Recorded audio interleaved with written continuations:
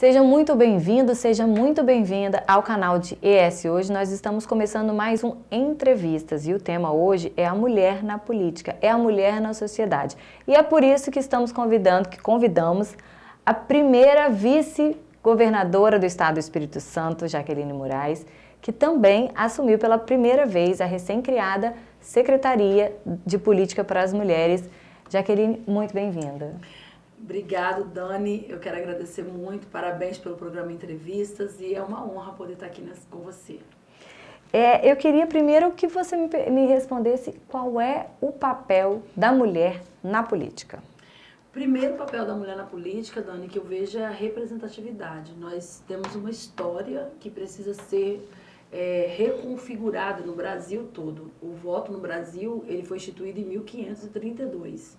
As mulheres conquistaram o direito de voto em 1932, 400 anos depois. Por 400 anos no Brasil, nem mulheres e nem negros tinham oportunidade de votar. Então, isso fez com que a história do Brasil cerceasse um direito que era da mulher, um ser político, mas que não tinha direito de fala, de participação, de requerer os seus direitos. Então, os movimentos vieram, já tinha tido uma conquista no mundo, e no Brasil foi exatamente em 1932 o primeiro voto feminino, que a gente comemora, inclusive, todo ano. E aí, de lá para cá, nesses 91 anos, nós temos alcançado algumas conquistas, tanto na política, diretamente partidária, quanto na política social, que eu falo que tudo é política, a política educacional, a política social, a política do trabalho, do direito ao trabalho. Então, as mulheres avançaram muito em todas as profissões, as mulheres começaram nas profissões do cuidado, ou seja, na educação, na assistência, na saúde, mas depois elas avançaram. Hoje nós temos mulheres na engenharia, mulheres na economia, na programação, na robótica.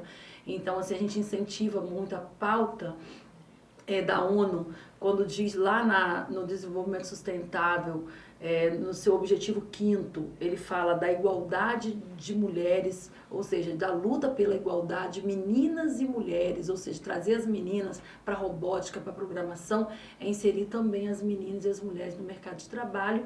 Então, a política macro, ela fez tudo isso, ela trouxe a participação para o voto, para a presença, votar e ser votada. A nossa Constituição em 88 garantiu, você vê que foi ali, a Constituição de 88 garantiu muito recente, que homens e mulheres são iguais perante a lei, seus direitos e deveres, porque até então não era assim.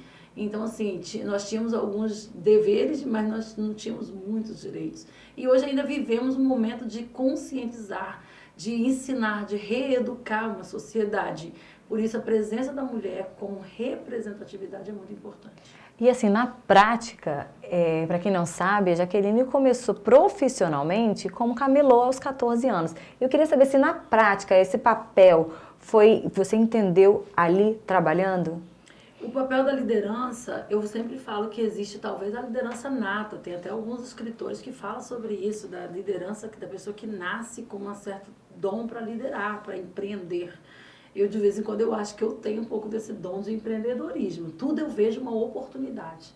Eu nunca consigo olhar para um problema e falar assim, nossa, que esse problema, ficar reclamando, não consigo. Isso é muito nova. Com 14 anos, comecei a trabalhar com meu pai, mas eu tenho várias histórias de empreender ainda antes, com 8 anos, catando pneu. Eu olhava um pneu na rua e falava assim, pneu não é lixo. Isso serve para alguma coisa. Hoje, quando eu vejo pneus assim, decorando jardim, fazendo banquinho, eu acho incrível, porque essa é uma ideia que eu tinha lá na minha infância. Talvez não soubesse colocar em prática, mas entendia que podia ser mais do que um pneu. Exatamente. Eu olhava na rua e falava assim, não é algo descartável.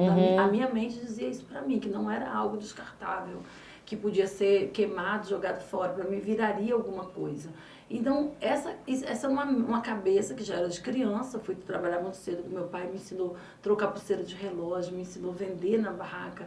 Então, tudo que ele colocava para vender na Páscoa, a gente vendia bombom, ele comprava nas fábricas e a gente colocava para vender na feira, ele me colocava numa ponta e ia para outra, aprendi a correr do rapa, e quando vinha o rabo, corre todo mundo, eu saía correndo e gritava, e o pessoal tinha pena, meu pai me ensinou a ser muito brava também.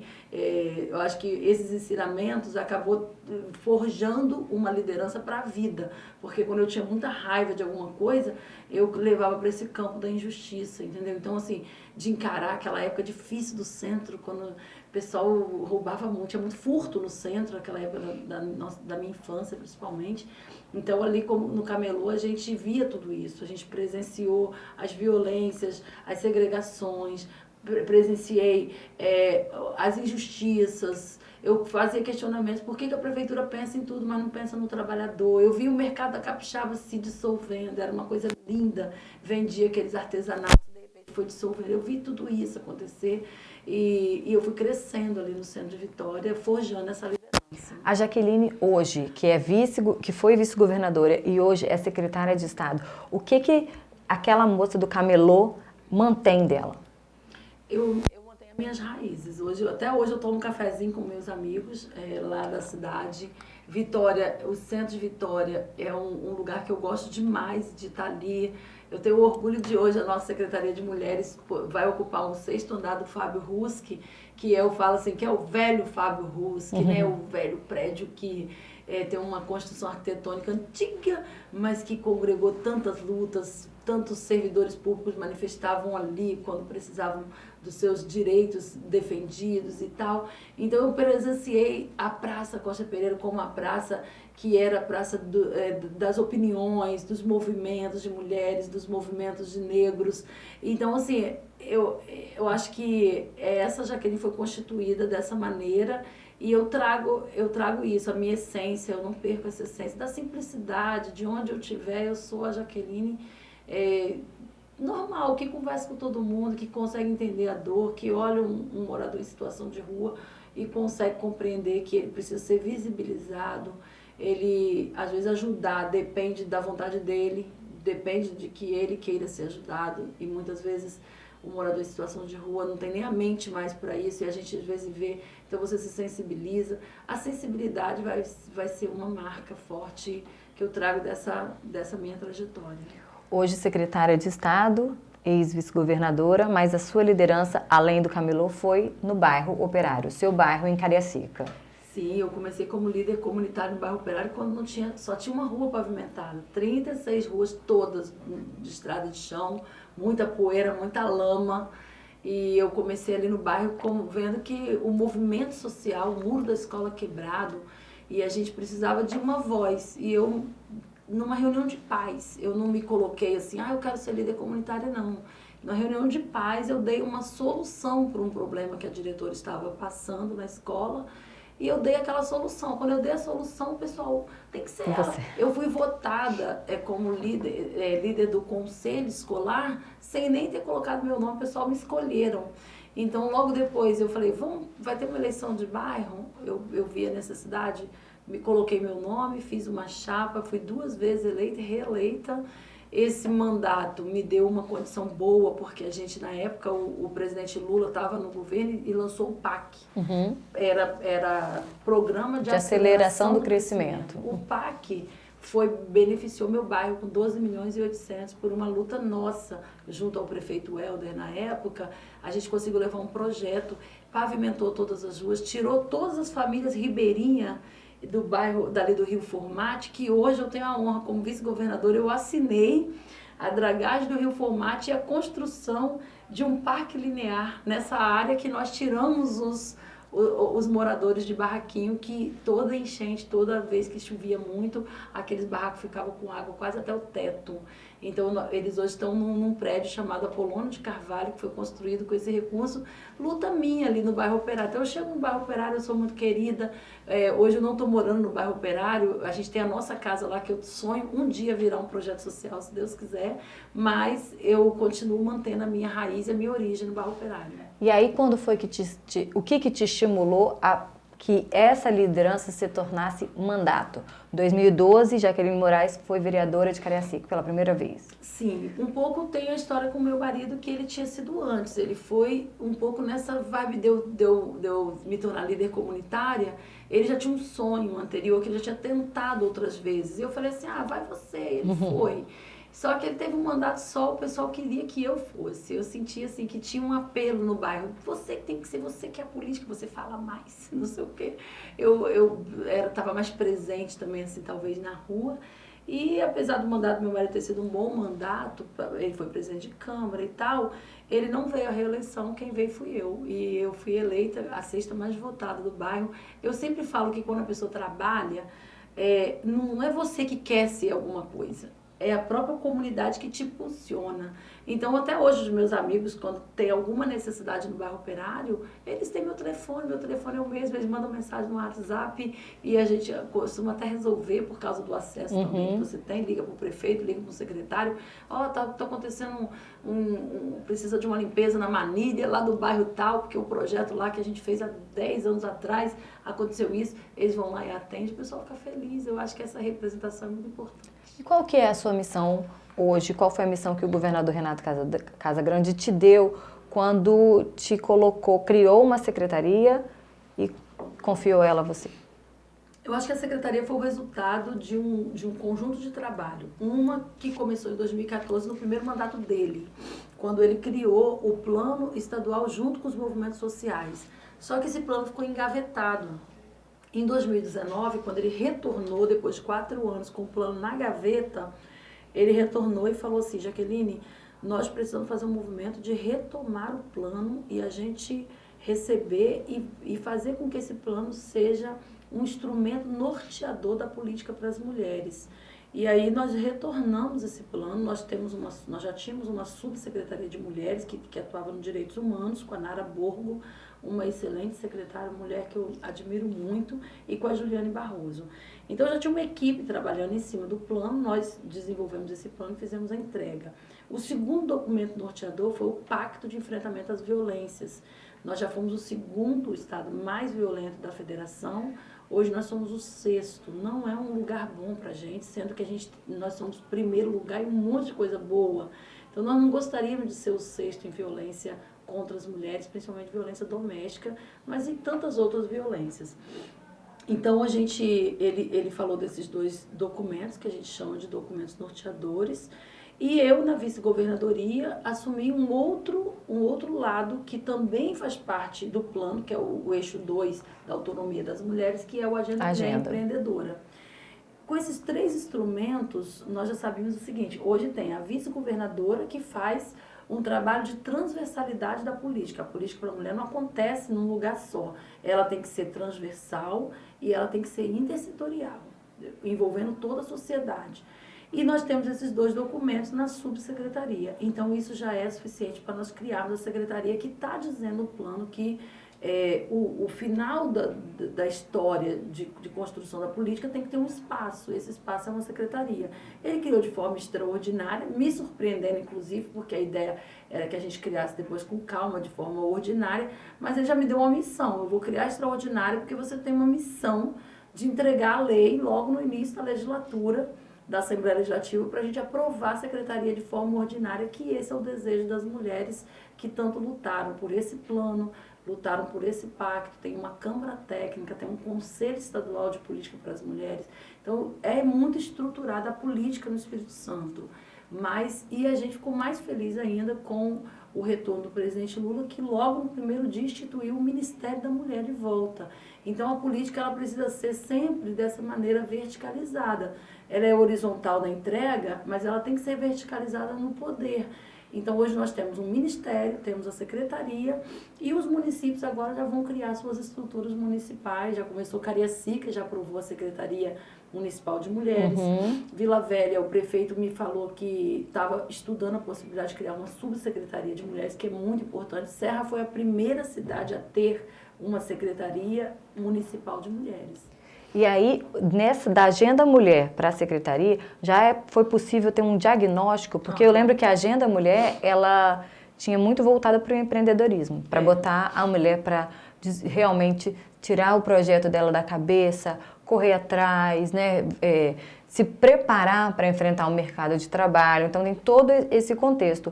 Mas houve algum diagnóstico que a senhora consiga pontuar de mais urgente e que talvez isso se torne a menina dos olhos da Secretaria da Mulher?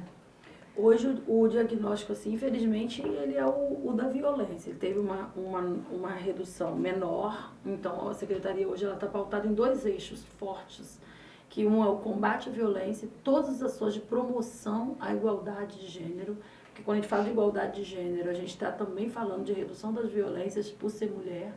E a gente sofre muitas violências. Violência na política, existe a violência política de gênero, existe a violência doméstica e existe as violências profissionais. A mulher ganha menos fazendo a mesma coisa ainda no Brasil. É uma das pautas que o próprio presidente Lula já falou que vai combater no Brasil, que é por que uma jornalista faz a mesma coisa que um jornalista na mesma bancada e ganha menos.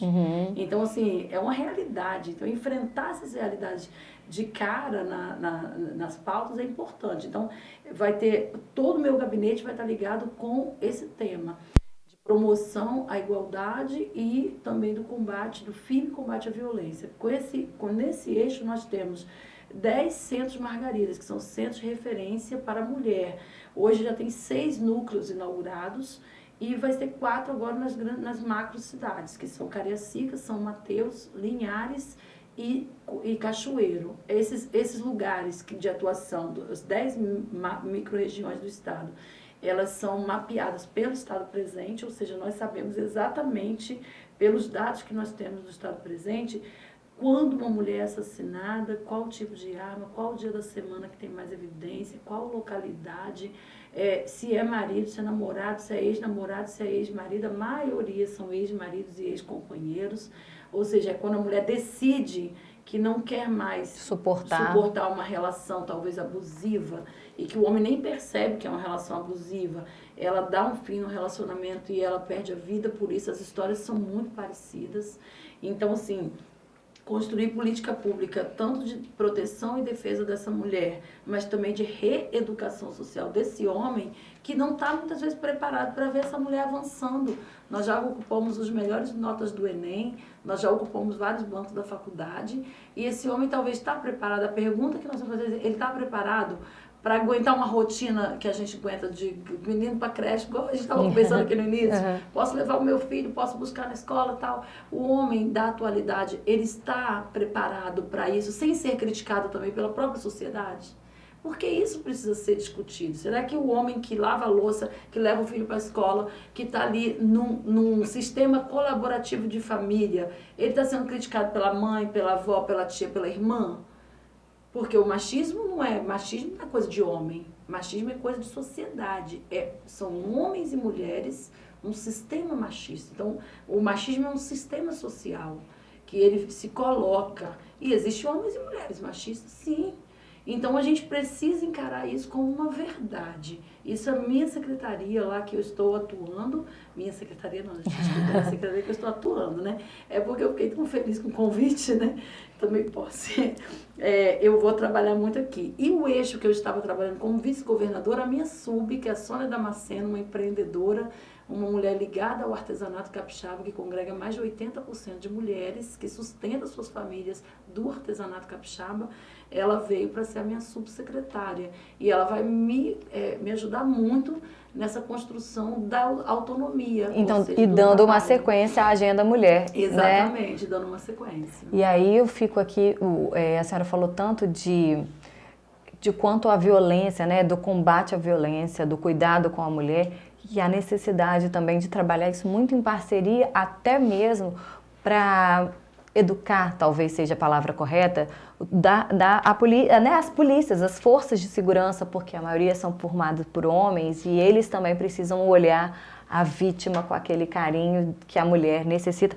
Carinho não só, respeito, né? Respeito, a gente precisa muito disso, do olhar de respeito e do entendimento de que nós estamos numa sociedade que tem um patriarcado muito forte, ou seja, a posse, a possessão, um homem que mata uma mulher no seu ambiente de trabalho simplesmente porque 2 meses atrás ela quis dar fim na relação, ele está dizendo o quê?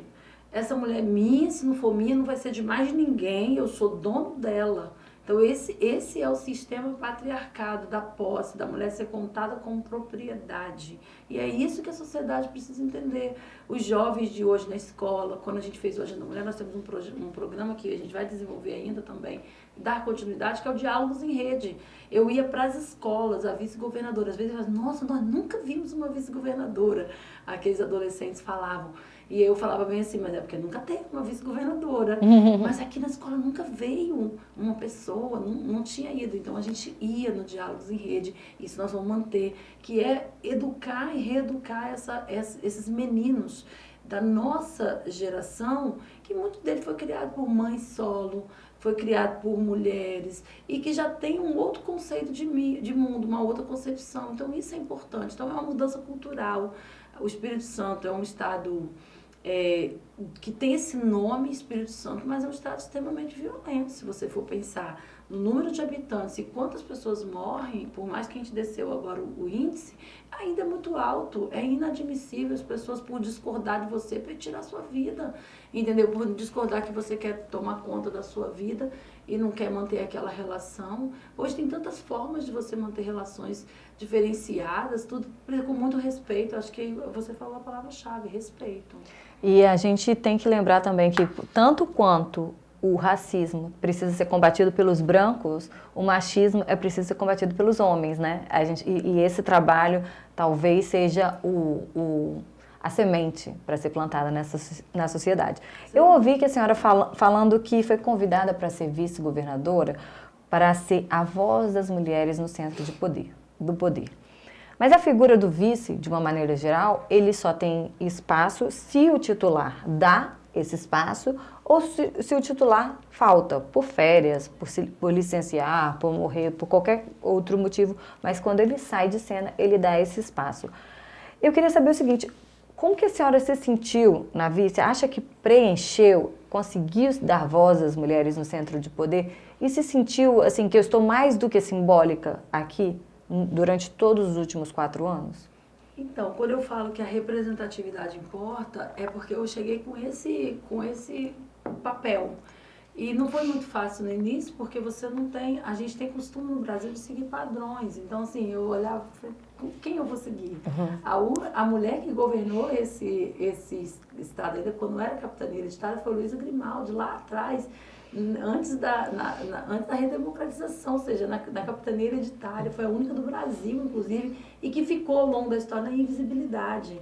Então, assim, como trazer a visibilidade? E aí nós criamos o programa Agenda Mulher com esse objetivo, visibilizar, fortalecer e empoderar mulheres no Espírito Santo. Eu cumpri um papel, eu não posso dizer que esse papel foi cumprido só pela capacidade que a Jaqueline tem de liderança, de gestão, de articulação. Não, foi porque nós temos um líder sensível à causa das mulheres. Uhum. O nosso governador Renato Casagrande, ele tem uma sensibilidade muito grande e ele confiou a mim esse papel e eu tenho, assim, certeza que eu tive a principal palavra, o respeito dele nas minhas decisões e nas bandeiras. Quando você vai fazer a transversalidade no governo, não é uma coisa muito fácil, porque você é uma secretária de uma pasta. Como que eu atraio a sua atenção para uma causa que é da minha atuação política, mas o recurso está com você. Você é executora da pasta. Como que eu atraio? E isso nós conseguimos fazer com uma maestria de alguém que o líder pontuou. Gente, a Jaqueline precisa fazer a pauta transversal. Então, eu quero que todos a respeite como a minha vice-governadora. Então, toda sua entrevista, ele falava, eu e a Jaqueline, nós estamos atuando aqui, Jaqueline que está cuidando da causa das mulheres, todos os secretários sentaram na vice-governadoria e propuseram um projeto. Interessante que até o secretário da Fazenda falou assim, Jaqueline, eu quero contribuir, o que eu posso fazer? Eu falei assim, vou criar um fundo aí com os cosméticos, até o dia dos cosméticos, serve para criar um fundo de política para as mulheres. Não alcançamos esse objetivo ainda, está aí, secretário, mas você pode pensar numa forma, por quê?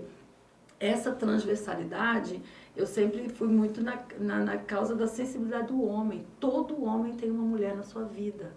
Ele pode ser a sua mãe, pode ser a sua tia, a sua filha.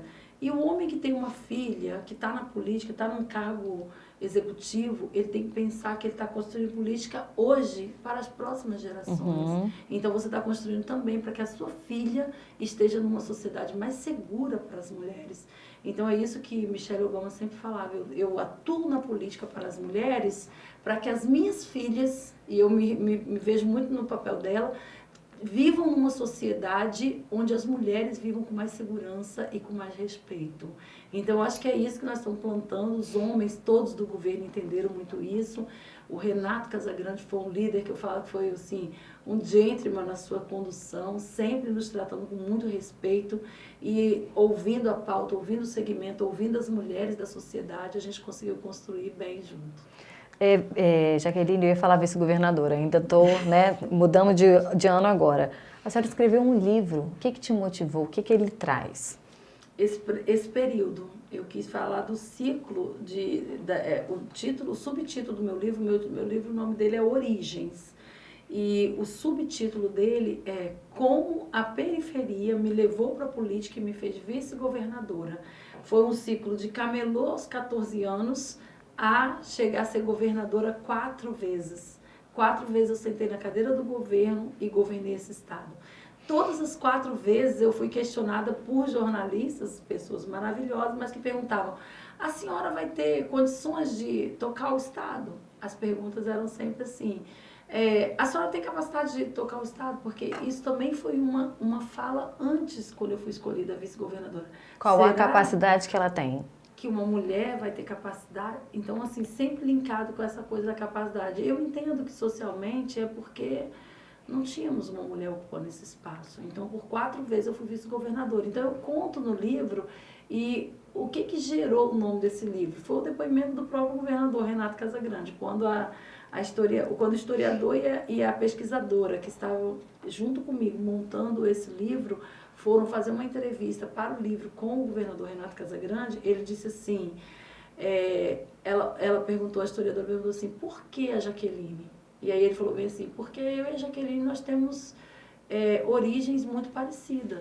Aí ele fala, eu sou lá do interior de Castelo, sem uma família tradicional na política, sem ninguém da minha família, eu nunca sonhei em ser político, eu era filho de verdureiros, eles vendiam verduras em Castelo, mas com uma diferença, eu tive a oportunidade de estudar, porque meus pais, como descendentes italianos, tinha aquela coisa de trabalhar, se matar de trabalhar, me botar os filhos para estudar, e a família Jaqueline de pequenos comerciantes autônomos, que vieram o pai do Nordeste, e ela começou a trabalhar muito jovem, assim como eu. Então, nós não fomos políticos de raiz, porque tem uma história, porque tem um pai, porque tem uma mãe, porque tem um... Não, nós começamos na luta da comunidade, as nossas origens são parecidas. Quando ele falou isso, eu me emocionei com o depoimento dele e falei, tá aí o nome do meu livro, Origens.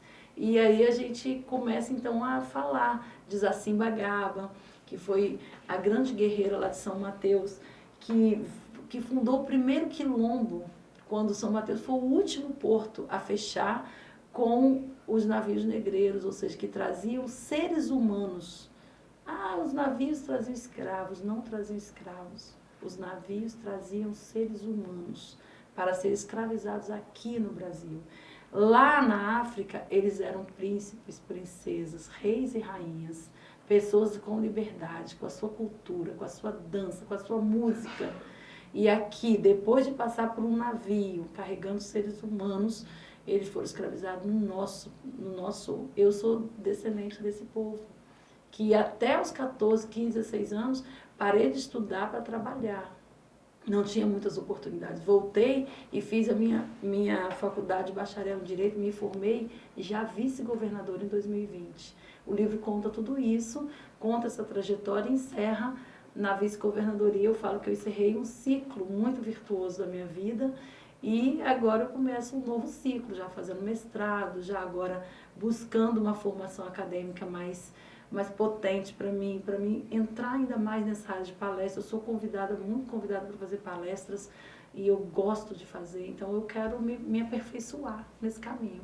Então, com essa mensagem a gente vai encerrando, porque a mulher é isso, né?